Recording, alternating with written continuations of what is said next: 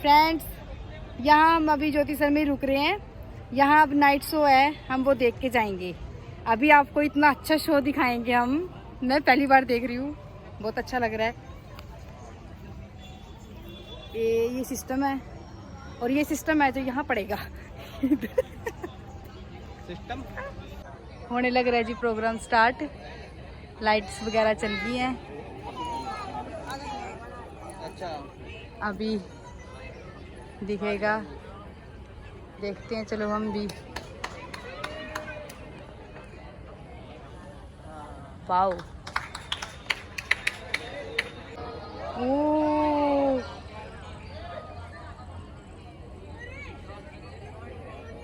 अच्छा, वाओ।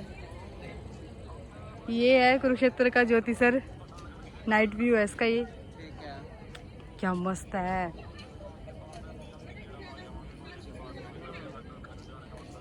सही बात है।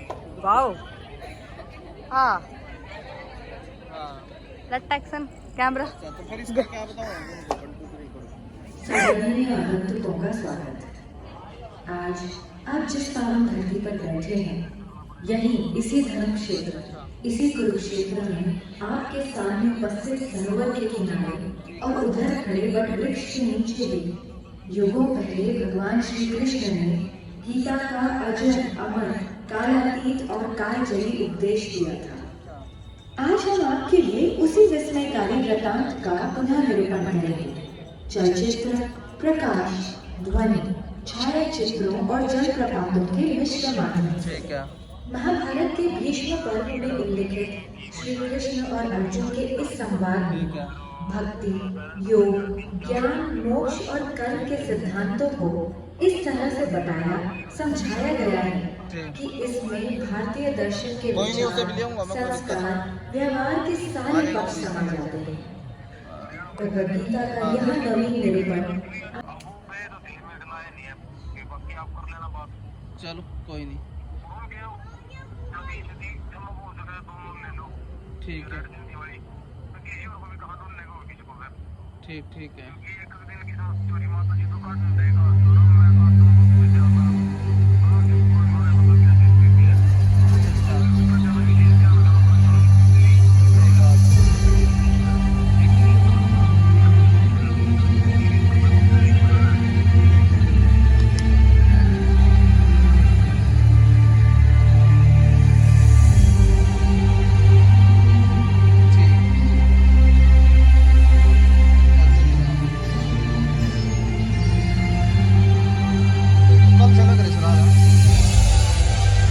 समय सदा गतिमान रहा, बहता रहा, चलता रहा, और मैं अचल अटल अडिग यही एक जगह गड़ा रहा, खड़ा रहा।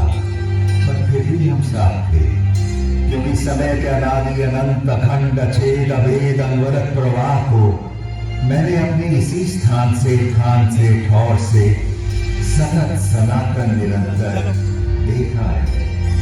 इसी स्थान से मैंने थानेश्वर महादेव या स्थानेश्वर को इस धर्म क्षेत्र में आके देखा है। इसी स्थान से मैंने सारी सृष्टि के रचयिता प्रजापति ब्रह्मा को विष्णु जी की नाभि से स्वयं सचित होते देखा है।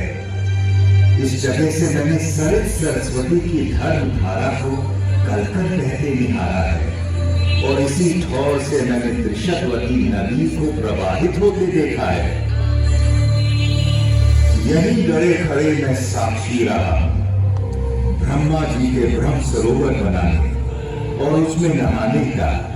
यहीं से मैंने सन्निध सरोवर में 7 सरस्वतियों को समाहित होते अवलोकित किया है। और इस ज्योतिसर से तो मेरा जन्म का नाता है। इस सरोवर के किनारे जन्म लेकर, इसके जल से सिंचित होकर इसी स्थल पर इतिहास को बनते, बिगड़ते, बदलते देखा है। आपके सम्मुख विद्यमान इस वट वृक्ष में, इस पुरातन पवित्र पावन ब्रह्मावर्त में मैंने वेदों को अवतरित होते और पुराणों को विरचित होते देखा है। फिर अष्टांग धर्म स्थापित करने वाले सत्यनिष्ठ ज्ञानी दयालु प्रतापी राजा कुरु के समय मैंने इस धर्म क्षेत्र को कुरुक्षेत्र कहलाते भी देखा है।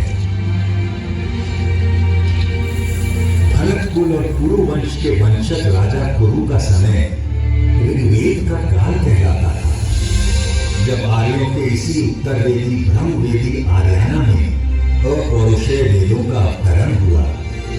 इस पवित्र भूमि ब्रह्मावर्त में मैंने सहस्त्राधिक हवन कुंडों की यज्ञाग्नि में मंत्रोच्चार के साथ रुद्र की समिधा पढ़ते और पूरी धरती को सुगंधित धूम्र से सुवासित होते ही देखा है। फिर कुरुराज के प्रपौत्रों कौरवों और पांडवों के समय मैंने इसी कुरुक्षेत्र को युद्ध क्षेत्र में बदलते देखा है। केवल 5 पद तो मांगे थे पांडु पुत्रों ने, पानीपत, सोनीपत, बागपत, तेजपत और इंद्रपत। पर जब 5 गांव देने से भी मना कर दिया धृतराष्ट्र के पुत्रों ने, तो युद्ध अवश्य भावी हो गया था। एक ऐसा युद्ध जिसमें एक वंश, एक नगर, एक राज्य, एक राजधानी, एक देश, एक संस्कृति, एक युग नहीं, पूरे भारतवर्ष को महाभारत नाम की रक्त रंजित मृत्यु और महानाश के मुख में धकेल दिया था।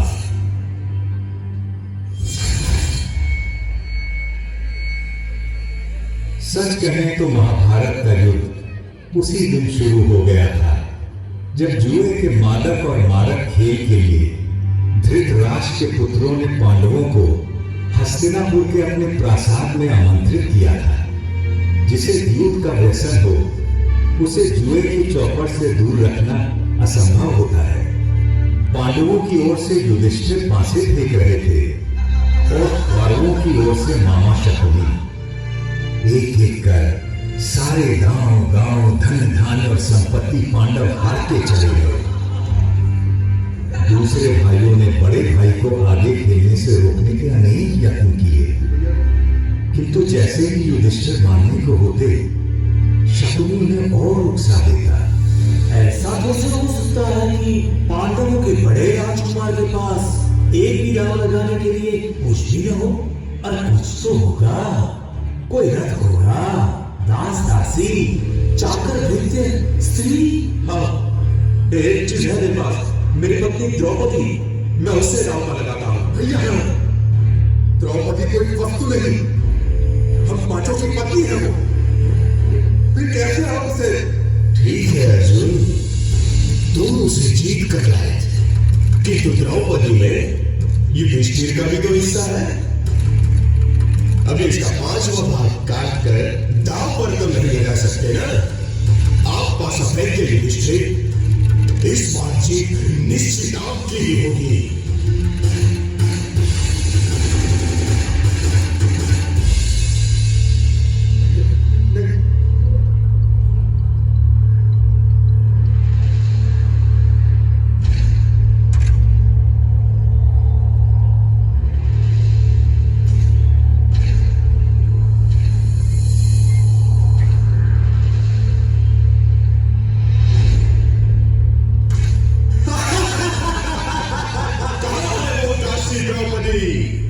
सुशासन, उसे इस दरबार में ले आओ। दुनिया तो देखे कि मैंने आज क्या जीता है।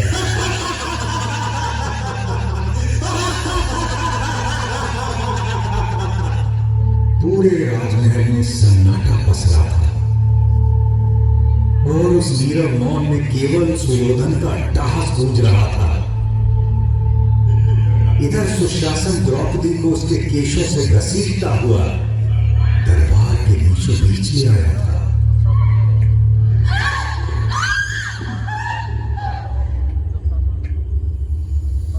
पांच पतियों की पत्नी पांचाली, उस दिन तो तुम्हें ठीक से देख नहीं पाया था, किंतु आज तुझे देखकर मैं अचंभित हूँ रूपवती द्रुपद कन्या।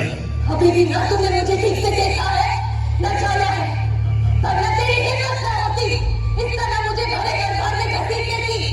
पापी! सही तो कह रही है, अभी तूने मुझे न ठीक से देखा है, न जाना।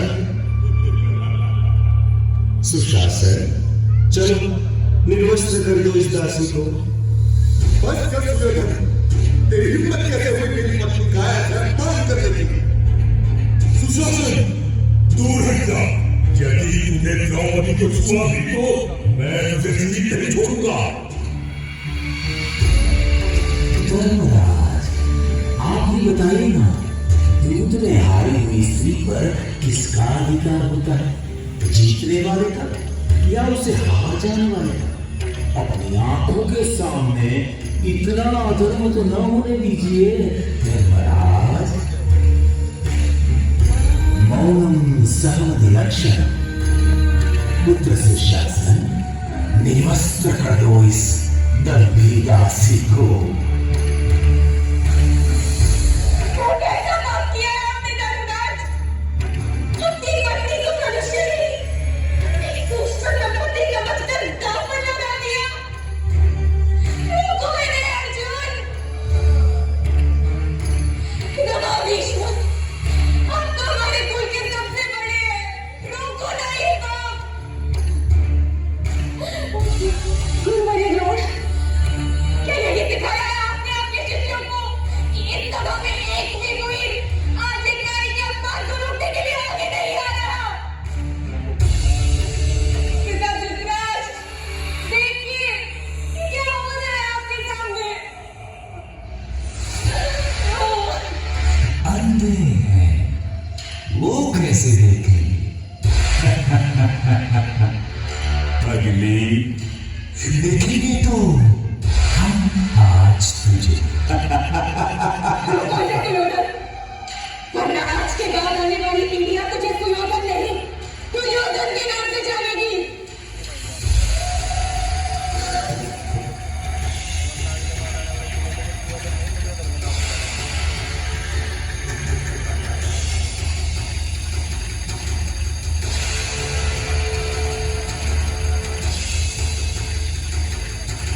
हे सखा, हे कृष्ण, हे कन्हैया, कोई बचा सकता है लाज अपनी इस सखी की।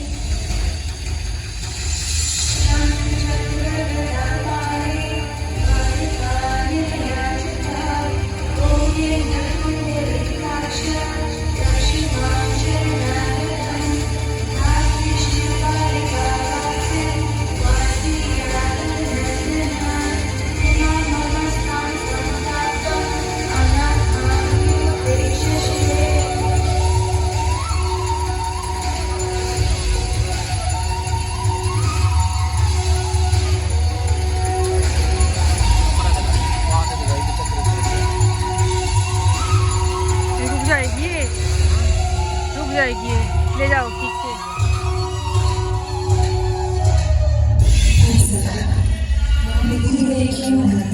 तुम्हें तो गलती थी, मुझे दूर द्वारिका से बुला लेगी।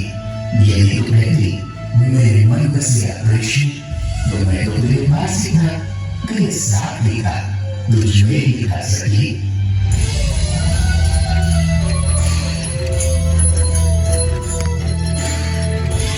कृष्ण ने उस दिन अपनी सखी कृष्णा की लाश को बचा ली, किंतु इस घोर पाप, इस जघन्य अपराध, संपूर्ण स्त्री जाति के इस अनादर के बाद संसार को प्रलयकारी युग से बचाना अब केशव के लिए भी संभव नहीं था।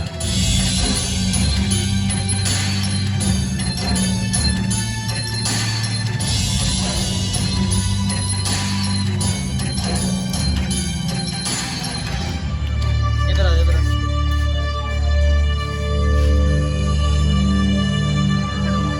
कुरुक्षेत्र को युद्ध क्षेत्र बनाने की तैयारी में तमाम जंगल जलाए जाने लगे, पेड़ काटे जाने लगे।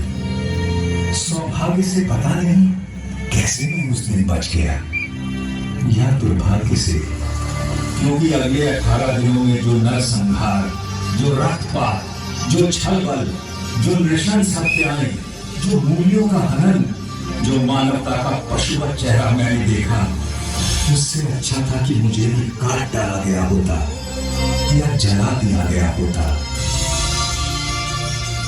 किंतु सबसे विस्मयकारी, विलक्षण और विचित्र था युद्ध का पहला दिन। कौरवों पांडवों की 18 अक्षौहिणी सुसज्जित सेनाएं यहीं सामने के मैदान में एकत्र होने लगी।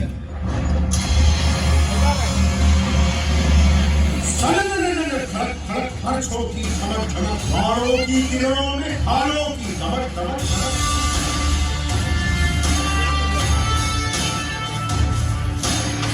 अश्वों की खड़क खड़क खड़क खड़क खड़क खड़क, शत्रुध्वज की लहक लहक लहक लहक लहक, मृत्यु आलिंगन को वीरों की ललक ललक, सेना की खड़क खड़क, ललकारे चहक चहक, तूने हो गर्व से जो जीत दिखे झलक झलक झलक, गज सेना धमक धमक धमक धमक, अग्नियस्त्र धधक धधक धधक धधक। जय जय जय गौरव कहीं पांडव जय घोष ध्वज, जय जय जय गौरव कहीं पांडव जय घोष ध्वज, जय जय जय गौरव कहीं पांडव जय घोष ध्वज।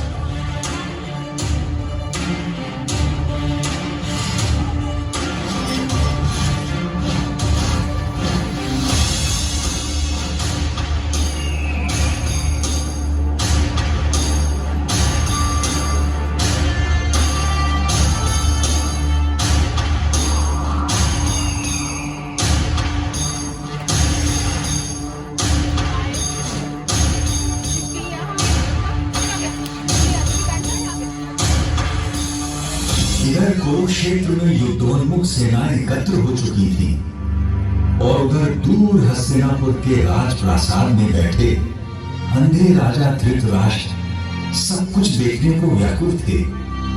देखना तो दुर्भाग्य से असंभव था जन्मान राजा के लिए, किंतु कदाचित उनके अंधेपन की प्रतिपूर्ति के लिए ही उनके रथवाहक संजय को दिव्य दृष्टि का वरदान था, जिससे वो दूर की चीजों को देख सकते थे।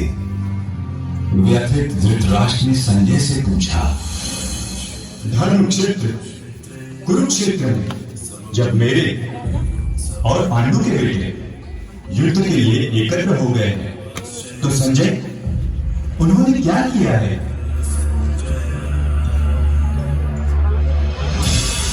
दुर्योधन को हर्षित करने के लिए कौरवों में वृद्ध महाप्रतापी पितामह भीष्म सिंह की तरह दहाड़ उठे।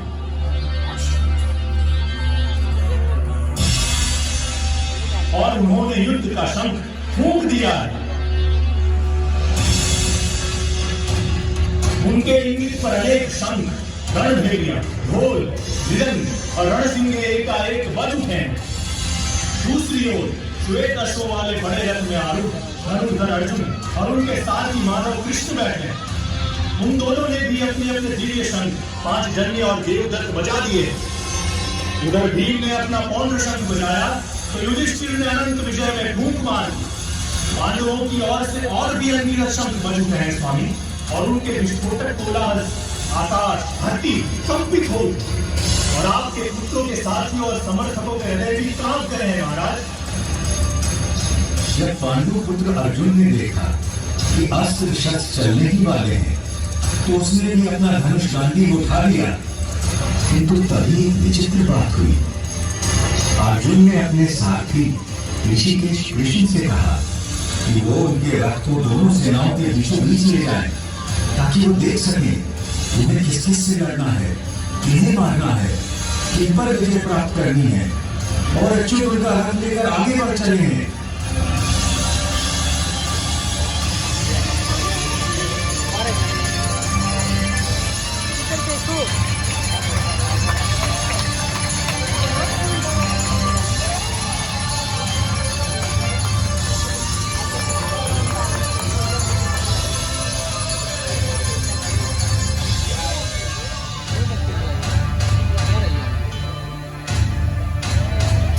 अर्जुन ने देखा कि सामने भीष्म और ध्रुव थे। उसने देखा कि सामने खड़े सभी शत्रु योद्धा उसके पुरखे और दादा हैं, उसके आचार्य और मामा हैं, भाई बेटे पोते और पूरे जीवन के संगी साथी हैं। उसने देख लिया कि सामने खड़े मरने मारने को आतुर लोग सब उसके अपने थे, और व्यथित होकर वो बोल उठा, कृष्ण न मुझे विजय चाहिए, न राज्य, न सुख।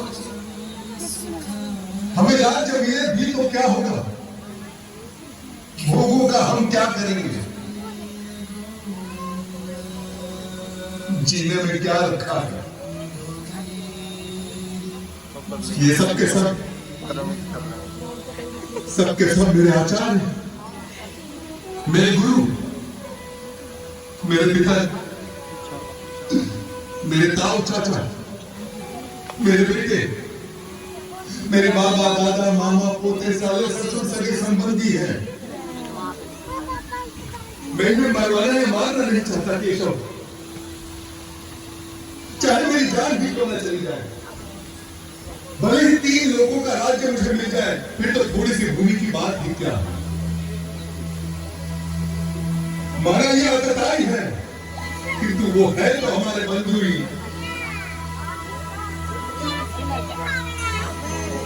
अपने कुटुंबियों को मार कर मानव हम सुखी कैसे हो सकते हैं। महाशोक की ये महापाप करने को हम तैयार हैं। राज्य और सुख के लोभ में हम अपने ही लोगों की हत्या करने को उतारू हो गए। धृतराष्ट्र के अस्त्रों शस्त्रों से सुसज्जित बेटे भले रण में मुझे मार डाले तो भी मेरे लिए यही उचित और स्वीकार्य होगा। अर्जुन की ये विशाल योग दशा देखकर उसके साथी श्री कृष्ण कदापि चिंतित नहीं हुए, बल्कि उसकी बातें सुनकर ऋषिकेश कृष्ण कुछ हंस पड़े और अर्जुन से बोले,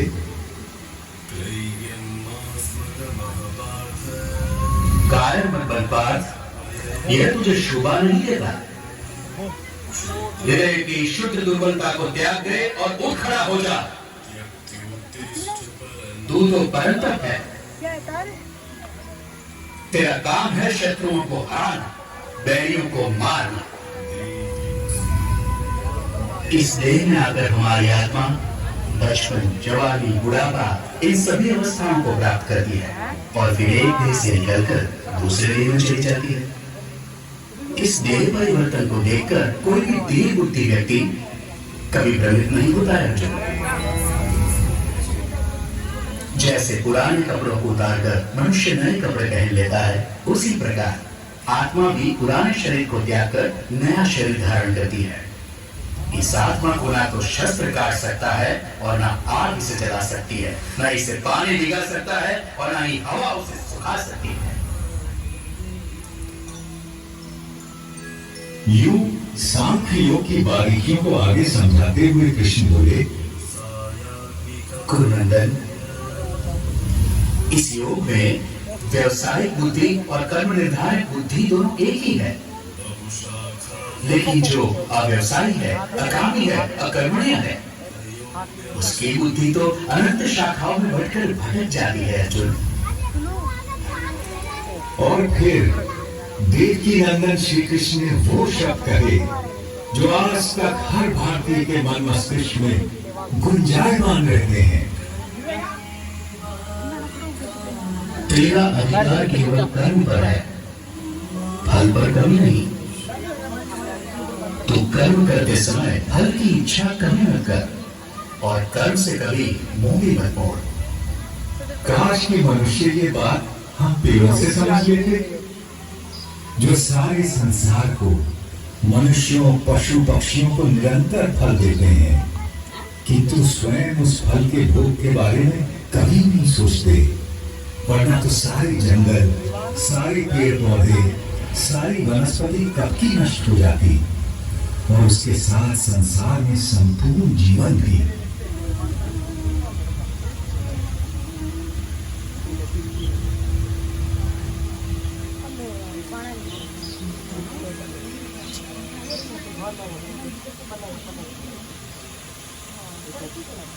आपकी बातें मिली जुली सी है जनार्दन, और आप मुझे भ्रमित कर रहे हैं। कृपया निश्चित करके कोई भी एक बात कहे जिससे कि मेरा कल्याण हो देवकी नंदन। और आपका जन्म तो कई युगों के बाद हुआ था, सतयुग, त्रेता युग, फिर आप सब कैसे जानते हैं कि आरंभ में ये सब कहा गया था? भरतवंशी अर्जुन, जब जब धर्म का ह्रास होता है और अधर्म बढ़ता है, तब तब मैं अपने आप को स्वयं सर्जित करता हूं। भले लोगों की रक्षा के लिए, बुरों के नाश के लिए और धर्म की स्थापना के लिए मैं बार बार अवतार लेता हूं, हर कल्प में होता हूं।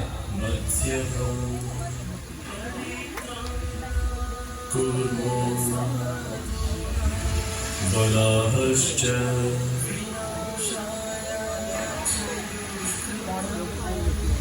नृसिंहोऽवतः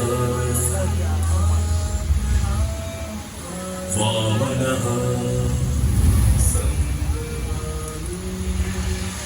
रामो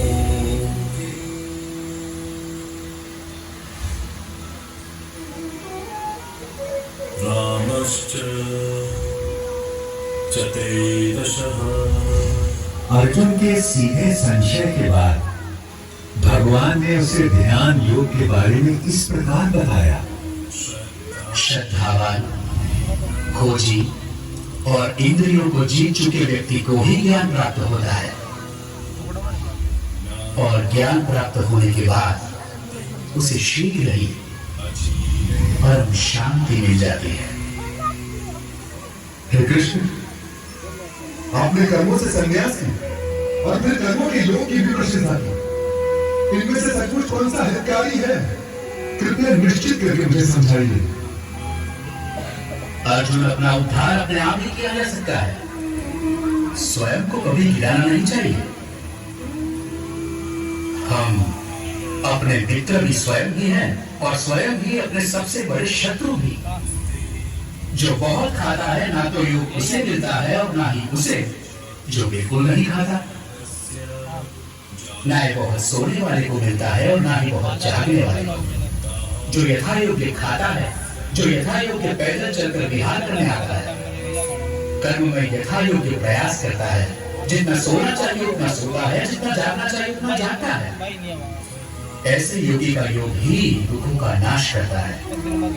यही तो विलक्षणता थी श्री भगवान के उद्गारों की, जिसमें जीवन के प्रत्येक पहलू की बात समाहित थी। परंतु अर्जुन ने फिर एक प्रश्न किया। कृष्ण मन चंचल तो होता ही है, वो शक्तिशाली और कल्पनादायी भी है। उसे बस में रखना तो हवा को रोक कर रखने जैसा कठिन लगता है मुझे। निसंदेह महाबाहु, निसंदेह मन बहुत चंचल है और उसे बस में करना बहुत कठिन। किंतु बोलते अभ्यास और वैराग्य से इस चंचल मन को भी वश में किया जा सकता है। इस तरह श्री कृष्ण ने अर्जुन को आश्वस्त किया। वो मूर्ख लोग मेरा तिरस्कार करते हैं, मेरा महत्व गिराते हैं, जो ये समझते हैं कि ये समस्त भूत प्राणियों का महेश्वर और अजन्मा मैं इन सभी कार्यों को करने के लिए इस मानव देह पर आश्रित हूं। वो मेरे परम भाव, मेरे परमात्मा तत्व को न जानते हैं न पहचानते हैं। किंतु मैं पत्र, पुष्प, फल, जल, जो कोई भी मुझे भक्ति भाव से अर्पित करता है, मैं ऐसे भक्त का हर उपहार बिना किसी भेदभाव के स्वीकार करता हूं। ये सब जो आपने मुझे बताया है कृष्ण, उसे मैं 100% सच मानता हूं। आपका रहस्य ना तो देवता जानते हैं और ना ही दानव। किंतु अपना योग और विभूति एक बार फिर से और विस्तार पूर्वक बताइए ना जनार्दन, क्योंकि आपकी वाणी और वचनों को सुनकर मुझे तृप्ति नहीं होती।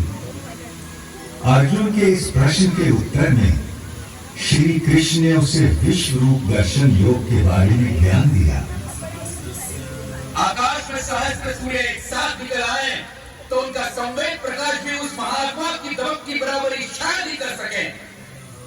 इसलिए रोज यश कमा, शत्रुओं को जीत, इस समृद्धशाली राज्य भोग। इन सबों को तो मैंने पहले ही मार दिया है, तुझे तो बस निमित्त बनना है पांडव। मेरे पास केवल वो लोग आ सकते हैं जो अपने समस्त कर्म मुझे अर्पित कर देते हैं, जो मेरी ओर उन्मुख हों, जो मेरे भक्त हों, जो इस संसार के सभी भूत पदार्थों और प्राणियों के प्रति शत्रुहीनता की भावना रखता हो, केवल वो ही मुझे प्राप्त कर सकता है। शनै शनै अर्जुन का मन कुछ स्थिर होने लगा और जिज्ञासु होकर उसने श्री कृष्ण से पूछा कि कुछ वक्त हमेशा सतत उनकी उपासना करते रहते हैं और अन्य उनको अक्षर और अव्यक्त मानकर उनकी उपासना करते हैं। अब प्रश्न ये है कि उन दोनों में से वो स्वयं किसको अच्छा योगी मानते हैं? भगवान ने बड़े धीरज से उत्तर दिया, मेरा वो भक्त मुझे प्रिय है जो द्वेष नहीं करता, जो समस्त भूत पदार्थों और प्राणियों का मित्र है, जो सब पर करुणा करता है, जो निर्मम है, निर्मोही है, निरंकार है, जिसमें मैं नहीं, जो अपने को कर्मों का कर्ता नहीं मानता, जो सुख और दुख दोनों को एक समान समझता है, जो क्षमा से भरा हुआ है। मेरा वो भक्त मुझे प्रिय है जो संतोषी है, सदा योगी है, आत्मा को जीतने वाला है, नियमों का पक्का है और मन बुद्धि सब मुझ पर अर्पित करता है। जनार्दन, बहुत से लोग जो शास्त्र में बताए गए तरीके से हटकर पूजा इत्यादि करते हैं, उनकी आस्था कैसी है? भारत, सबकी श्रद्धा अपने अपने व्यक्तित्व और स्वभाव के अनुरूप होती है। मनुष्य श्रद्धा का पुतला है, जिसकी जैसी श्रद्धा होती है वैसा ही वो होता है। अब अर्जुन ने एक अंतिम प्रश्न किया, महाबाहु, ऋषिकेश, केशरी शूद्र, मैं संन्यास और त्याग का तत्व भी जानना चाहता हूँ। इनमें से सचमुच कौन सा हितकारी है, ये भी समझना है मुझे। कवि, मेधावी और विद्वान एक बात अच्छी तरह से जानते हैं कि संन्यास उन कर्मों का परित्याग है जो फल की कामना से किए जाते हैं, और दूसरे विवेचक सभी कर्मों के फल के त्याग को ही त्याग मानते हैं। सात्विक कर्ता वो है जिसमें आसक्ति नहीं होती, जो अहमवादी नहीं होता, जो धैर्य और उत्साह से भरा होता है, जो काम के पूरा होने न होने में सिद्धि असिद्धि में भी निर्विकार रहता है। इसलिए हे पार्थ, तू सभी धर्मों का त्याग करके मेरी शरण में आ, मैं तुझे सब पापों से मुक्त कर दूंगा। तू शोक मत कर। पांडव श्रेष्ठ महाबाहु अर्जुन, अर्जुन, आपकी कृपा से मेरा भ्रम नष्ट हो गया है, स्मृति वापस लौट आई है, संदेह दूर हो गए हैं, और अब मैं दृढ़ हूं कि अब से आपका रहा करूंगा। अर्जुन के मन से विषाद, करुणा, ग्लानि, शंका और निराशा छूमंतर हो गए और अर्जुन ने अपना गांधी उठा लिया और प्रतिज्ञा बांध ली। अब महाभारत होने को कोई नहीं रोक सकता था।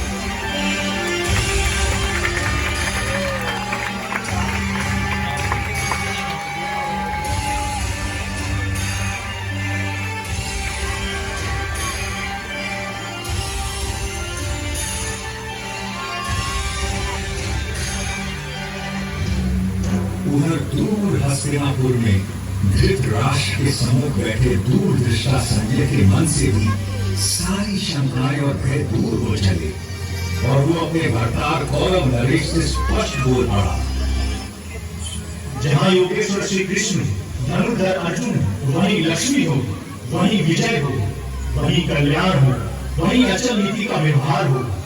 ये मेरा मानना है और ये मेरा मत है। संजय के मन से कौन सम्मत ना होगा? केशव और अर्जुन का वो संवाद याद कर सहस्त्राब्दियों बाद भी मैं अभी भी बार बार रोमांचित हो उठता हूँ, किंतु और भी रोमांचित हो उठता हूँ मैं हरि का वो अद्भुत रूप याद करके, जो उन्होंने विश्व रूप दर्शन योग की बात करते समय अर्जुन को दिखाया था। देखते देखते श्री कृष्ण बड़े होने लगे, विशाल होने लगे, विराट होने लगे। देखते देखते उनके अनंत असंख्य चेहरे अनगिनत हाथ हो गए, जिनमें अगणित अस्त्र शस्त्र सज्जित थे। कोई ऐसी देवी देवता भगवान का धर्म यश अप्सरा न थे जो उनमें विद्यमान न हो। वो अनादि अनंत अखंड अचेत अवेद थे। सहस्त्रों सूर्यों का तेज उनमें दमक रहा था और एक घूमती गूंजती वाणी दशों दिशाओं से गुंजायमान थी।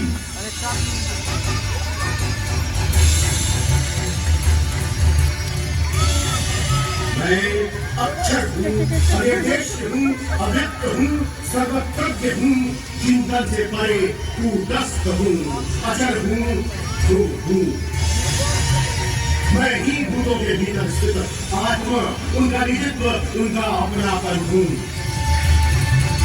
आदित्यों में मैं विष्णु, प्रकाश पुंजों में सूर्य, मारुतों में मारीची, नक्षत्रों में चंद्र, वेदों में सामवेद, देवताओं में इंद्र, इंद्रियों में मन, प्राणों में चेतना, रुद्रों में शंकर, यक्षों में कुबेर, वसुओं में अग्नि, पर्वतों में मेरु, पुरोहितों में बृहस्पति, सेनापतियों में स्कंद, जलाशयों में समुद्र, महर्षियों में भृगु, वाणी में ओम, यज्ञों में जप, अजर पदार्थों में हिमालय, पेड़ों में अश्वत्थ, देवर्षियों में नारद, गंधर्वों में चित्ररथ, मुनियों में कपिल, अश्वों में उच्चैःसवा, गजों में ऐरावत, मनुष्यों में राजा, हजारों में वज्र, गवों में कामधेनु, जन्मदाताओं में कामदेव, नागों में वासुकी, पशुओं में सिंह, पक्षियों में गरुड़, मछलियों में मगरमच्छ, पौधकर्ताओं में पवन, ऋचाओं में बृहत्साम, छंदों में गायत्री, ऋतुओं में वसंत, नदियों में गंगा, शस्त्रज्ञों में राम, विद्या में आध्यात्म, सृष्टियों का आरंभ अंत मध्य मैं ही हूँ।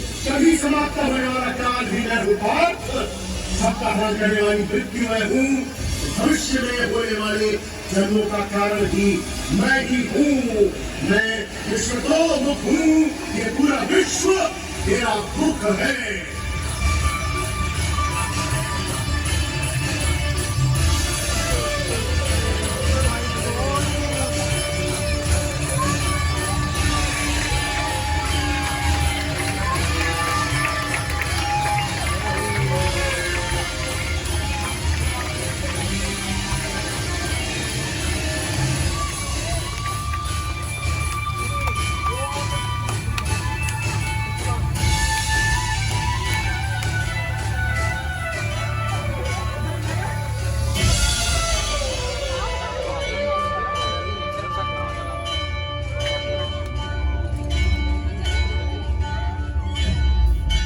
मैं बड़भागी था जो उस दिन भगवान का विश्व रूप अपनी आंखों देख पाया और व्यास जी की कृपा से वासुदेव कृष्ण और महात्मा अर्जुन के बीच का यह गुप्त संवाद स्वयं सुन सका, जिसमें सभी उपनिषदों का समस्त ब्रह्म सूत्र का और समुच्च वेदांत का सार केवल 700 श्लोकों में समाहित था। तभी तो कहते हैं कि जिसने इस उपनिषद ब्रह्म विद्या योग को जान लिया और श्रीमद् भगवद गीता को मान लिया, वह वास्तव में विद्वान, सचमुच में सर्वज्ञ और यथार्थ योगी बन जाता है। आशा है आज की इस रात के बाद कल का सवेरा आपके जीवन में एक नया प्रकाश, नई आशाएं और निष्काम कर्म के प्रति एक नवीन ऊर्जा लेकर आएगा। तब तक मैं केवल इतनी ही कामना करूंगा, सब सुखी हो, निरोगी हो, कल्याण हो सबका और कोई दुख न होगे। सर्वे भवन्तु सुखिनः, सर्वे सन्तु निरामयाः, सर्वे भद्राणि पश्यन्तु, मा कश्चित् दुःखभाग् भवेत्। ओम शांति शांति शांति।